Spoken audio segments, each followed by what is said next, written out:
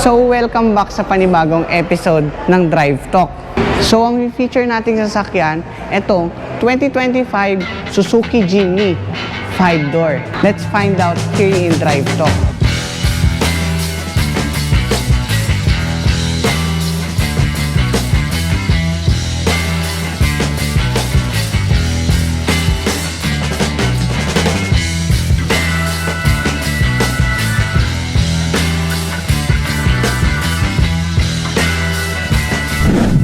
Pero syempre, simulan muna natin dito sa exterior ng Jimny na 5-door. Kung mapapansin nyo, yung headlight niya is naka-LED na rin, tas projector. Tas meron na rin siyang headlight washer, pero yung fog lamps niya is hindi pa siya LED. Yun lang, wala lang siyang sensors dito sa unahan. Tas yung grille naman niya, mas iba siya ng design kaysa sa 3-door. So dito naman sa side profile na itong Jimny 5-door, nagustuhan ko talaga yung mga fender flares niya. Tapos yung side mirror niya, maganda rin kasi blackout din. Kaya lang yung turning signal lamp niya, wala sa side mirror, nandito sa may baba. Ito pa maganda rito sa Jimny 5-door. Yung frame nito is naka-ladder frame, which is mas magaan. Kaya mas maganda siya pagdating sa off-roading. In the same time, kahit malit yung engine niya, manandun pa rin yung fuel efficiency dahil magaan nga yung sasakyan. Pagdating naman dito sa sukat ng gulong niya, ang sporty talaga ng dating netong Jimny na 5-door.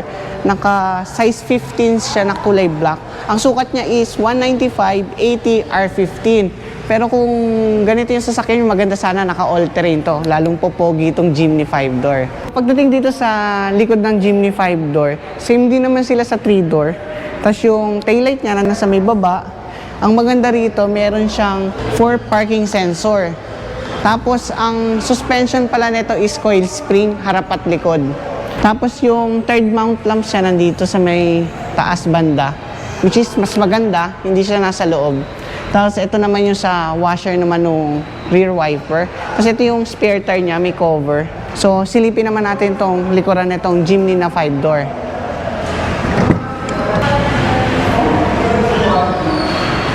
Pagdating dito sa likod ng Jimny, okay naman yung spacing niya. Hindi naman siya sobrang laki, tama lang. Ang maganda rito, meron siyang 12-volt socket, tapos meron siyang ilaw dito sa likuran. Tapos yung ilalim nito, nandun naman yung tools, yung jack. Problema lang dito sa Jimny 5-door, pag binababaan natin tong upuan sa likod, 50-50 split siya, kaso medyo inclined lang. Kung may kakarga kayong gamit, hindi siya masyadong applicable na sobrang dami. Yung minimal na gamit lang yung pwede nyo makarga rito. Ang Suzuki Jimny 5-door ay merong 1.5 liter gasoline engine, made it with 102 horsepower at 130 Nm of torque. Meron naman itong 4-speed automatic transmission. So, dito lang sa Jimny, wala lang siyang stepboard. Pero okay naman kasi hindi naman siya sobrang taas. Yun lang, kapag nilift nyo yung sasakyan, kailangan nyo maglagay ng stepboard. Dito naman sa loob, okay naman yung loob ng Jimny eh. Hindi naman masyadong maraming toys kasi nga, ginawa naman tong coaching to pang off-road. Yung gauge niya is hindi pa siya digital pero analog display. Para siyang hawig nung sa mga lumang Pajero. Pero maganda, ma-appeal naman siya. Tapos yung material naman niya is plastic. Legroom ko naman, okay lang. Hindi naman siya sobrang sikip. Tama lang, kasya naman ako. Pero yung headroom ko maluwag. Yun yung nagustuhan ko rito sa Jimny na 5-door. Ang upuan naman nito is manual seat adjustment. At ang manibela naman nito is manual tilt. Etong Jimny, yung sun visor niya, ang maganda rito, both side, meron siyang mirror. Wala lang siyang lights. Yung rear view niya, hindi pa siya auto-dim. Yung map light naman niya, hindi pa LED. Tapos dito naman sa steering niya, yung controls lang naman na nandito is yung sa volume up at saka yung cruise control. Yung cruise control nito is hindi pa siya adaptive, yung normal lang siya na cruise control. Yung controls naman ng bintana niyo nandito sa gitna. Tapos yung traction control, tapos yung DAC nandito rin, ganun din dun sa passenger side. Meron naman itong type A port at saka 12 volts USB socket. Tapos sa aircon naman niya is automatic climate control siya. Sa may baba naman ng steering wheel, matatagpuan nyo dito yung pag-adjust ng buga ng ilaw, tapos yung pagtupi ng side mirror, at saka yung headlight washer. Itong Jimny 5-door, meron siyang 9-inch na infotainment display. Ang maganda dito, meron siyang Apple and Android CarPlay. Meron siya ditong hawakan para sa passenger dito sa unahan. Yung glove compartment naman niya, okay naman. Sa ganitong size, maluwag na to. So, napansin ko lang yung mga sidings na tong Jimny. May pocket siya, pero wala kayong cup holder. So, kung ganito yung sasakyan, siguro baka mag-add kayo ng cup holder dito sa side. Kasi ang cup holder na itong Jimny is nandito lang sa gitna. Dalawa. Pero, ang maganda rito, meron siyang extra na lagayan ng switch.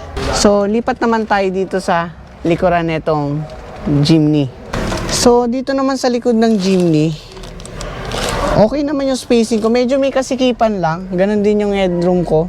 Kung 3 passenger kayo sa likod, hindi recommendable na upuan ng adult to kasi medyo mataas talaga yung tunnel niya. Oh.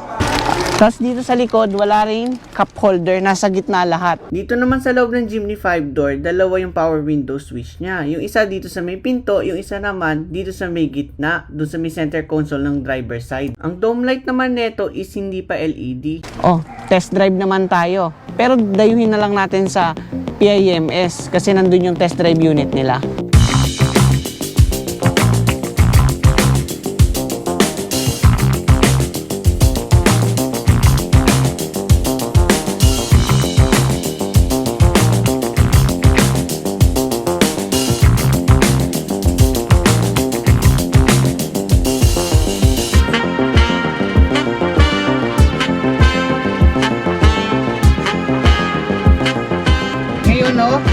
Susubukan natin tong Jimny GLX 5-door. Inayo natin dito sa PIMS. So maganda dito sa Jimny, tamang-tama siya sa city drive. In the same time, pwede mo siyang gamitin pang mga outlanding setup. Pwede kayo mag-camping. Yung mga visibility niya napakaganda, malalaki. Yung steering naman niya, okay din. May konting weight kung compared mo siya sa size niya, pero okay naman siya, which is maganda siya lalo na kapag nagte-trail. Mas maganda yung may konting weight, saka para medyo balance rin siya pagdating sa high speed. Saka yung mga niya, yung throttle niya, ramdam mo kagad na may torque siya. Kaya lang napansin ko lang dito, parang wala siyang diff lock. May power agad oh. Saka tahimik siya sa loob. Yung brakes naman, may kalaliman nga, konti lang naman, pero okay naman. Turning radius niya may kalakihan din, oh. Which is maganda kasi off-road. So dito naman, susubukan naman natin yung overdrive nitong Jimny 5-door. Ayun, mas maganda yung overdrive. Maramdam mo kagad yung power niya, oh. Kanina ramdam ko na, mas ramdam dito. Saka ito pa maganda rito, yung suspension niya. Expected ko may katagtagan kasi di naman siya kasing haba ng full size SUV, pero napabilib ako ng suspension niya, maganda. Kung hanap niyo naman ng Suzuki Jimny, papakilala ko sa inyo si Sir. Hi guys, my name is Coco, sales executive from Suzuki Auto Alabang. So Sir, may katanungan ako, ano po ba pinagkaiba nitong 5-door sa 3-door sa unahan? First, unang mapapansin mo from 3-door is the chrome grille. And then sa 3-door kasi black lang siya, and then sa etong 5-door, yan makikita niyo naka chrome grille accent na siya and honeycomb yung niya. Yan. And then of course, meron tayong LED projector lamp, and mga turn signal natin halogen pa rin siya. Tsaka yung fog lamp natin. So, dito magtatapos ang vlog natin dito sa Suzuki Jimny na 5-door. At kung nagustuhan nyo, huwag yung kalimutan mag-like, comment, share, at mag-subscribe. Para lagi kayong updated sa channel ko, click nyo na rin yung notification bell. Kita-kits tayo sa susunod na car review natin. Hanap nyo ba yung mga Bath and Body Works, tapos Nivea body wash, Jergens na lotion, at saka mga Dove na body wash? Meron kami niyan dito sa Anjay Clothing. Ang maganda rito, magagaranti namin na original yung mga products. At hindi lang imported products ang meron kami. Meron din kami mga personal collection. Nagpo-promo rin kami nun. Meron din kaming pre-lab, beauty product, at saka mga iba pang mga apparel. Kagaya ng mga bags, sapatos, tsinelas. Lahat yan meron dito. At kapag naka-worth 600 pesos ka, pwede kang manalo ng Bath and Body Works na lotion. Kaya visit na kayo dito sa Anjay Clothing.